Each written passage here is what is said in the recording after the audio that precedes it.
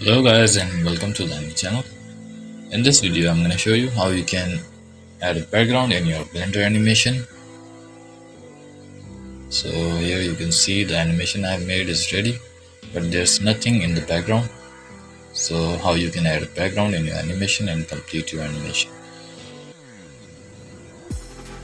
So let me just show you guys. Okay, there you can see it's dark, it doesn't have any lights and there's no background.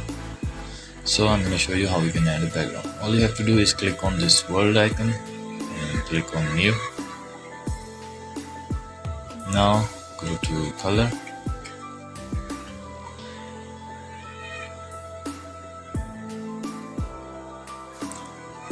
click on color, and from here click on environment texture. Now you can add any background that you want to add in your animation. If you don't have any background image or any file, you can download it from the link in description. And that's it. Now we have the whole world in our animation. Let me just show you.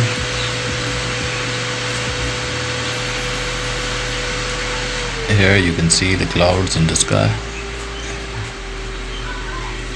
So guys, that's all in this video. Make sure to subscribe to the channel and leave a thumbs up. Bye for now.